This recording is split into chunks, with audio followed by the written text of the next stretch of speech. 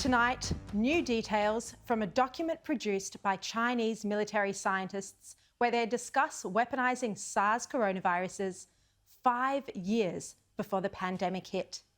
The book was written by People's Liberation Army scientists and senior Chinese public health officials back in 2015. It describes SARS coronaviruses as heralding, and I quote, a new era of genetic weapons. It says they can be artificially manipulated into an emerging human disease virus, weaponized and unleashed in a way never seen before. One of the authors of this book is the former Deputy Director of China's Bureau of Epidemic Prevention, Li Feng, and the editor-in-chief of the paper, Zhu Dezhong, was the leader of the SARS Epidemic Analysis Expert Group under the Chinese Ministry of Health. He reported to the top leadership of the Chinese Military Commission and the Health Ministry during the 2003 SARS crisis. He briefed them 24 times.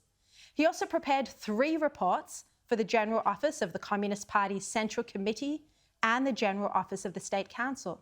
He gave 2 big interviews on Chinese state TV and appeared in 6 news articles. He was responsible for 16 national and military command topics. Now, just to be clear, before I go on and bring you new information from this document, while intelligence agencies suspect, and they've been investigating this since early last year, that COVID-19 may be the result of an accidental leak from a Wuhan lab, there's no suggestion it was an intentional release. The significance of this paper is that it offers a rare insight into how senior scientists at one of the PLA's most prominent military universities, where high levels of defence research are conducted, were thinking about biological research. This Chinese language paper is called The Unnatural Origin of SARS and New Species of Man-Made Viruses as Genetic Weapons. That's its title. And it says, following developments in other scientific fields, there have been major advances in the delivery of biological agents. For example, the newfound ability to freeze-dry microorganisms has made it possible to store biological agents and aerosolize them during attacks. In this document, unbelievably, there's a whole section on the best conditions under which to release a biological attack. It says this: bioweapon attacks are best conducted during dawn, dusk, night, or cloudy weather because intense sunlight can damage the pathogens. It says biological agents should be released during dry weather. Rain or snow can cause the aerosol particles to precipitate. And it says a stable wind direction is desirable so it can float into the target area. The book notes as well how a sudden surge of patients requiring hospitalization during a bioweapon attack, and this is a quote, could cause the enemy's medical system to collapse. It then goes on to talk about the potential need for isolation and quarantine. Here's more from it. Large-scale biological weapon attacks can cause many indirect consequences in addition to human casualties. Major impacts include enormous burden on healthcare system. Well, we've seen that. Biological weapon attacks have a much prolonged effect than conventional attacks like explosion. It may also carry highly contagious diseases that can be transmitted through various means. The document also talks about the psychological terror that bioweapons can cause. It's chilling. It says biological weapons will not only cause widespread morbidity and mass casualties, but also include formidable psychological pressure that could affect combat effectiveness.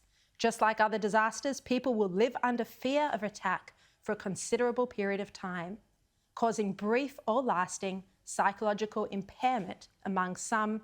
In other words, it goes on, attacks using biological weapons can cause acute and chronic psychological and mental illnesses, such as acute stress reactions. Now, among the most bizarre claim in this document is the theory by the authors, and there were 18 authors, most of them linked to this high-risk military university. They claim, and it's a conspiracy theory, that the first SARS from 2003 was a man-made bioweapon deliberately unleashed on China by terrorists. Of course, scientific consensus holds that SARS was of natural origin and that it crossed the xenographic barrier from palm civets to humans likely through the sale of wild animals in wet markets. So this is a very odd conspiracy theory for a senior Chinese military scientist to be pushing about the SARS pandemic of 2003.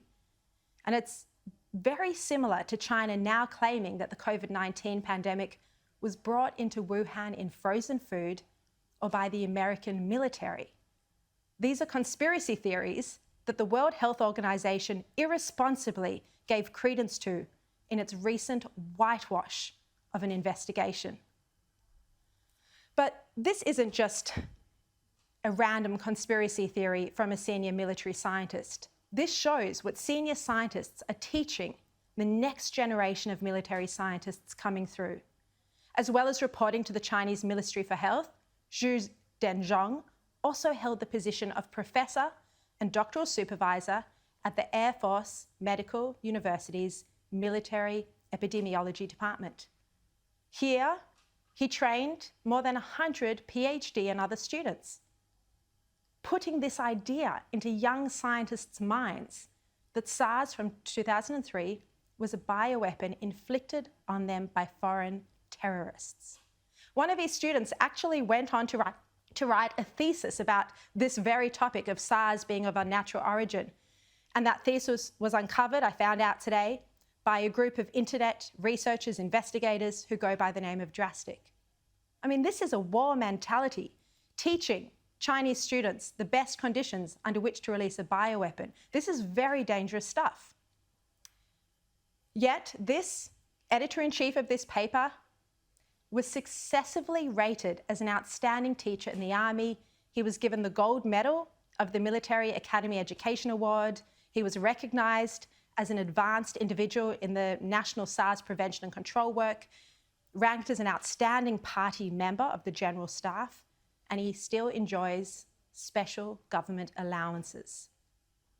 New Zealand data scientist Gilles Demenhouf, he's one of the people at Drastic who've been researching this individual.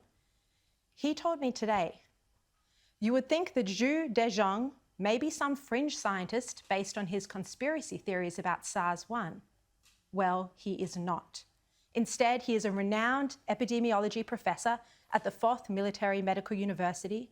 He's considered an outstanding party member within the PLA, top levels, and enjoys a special government allowance, just like an academician.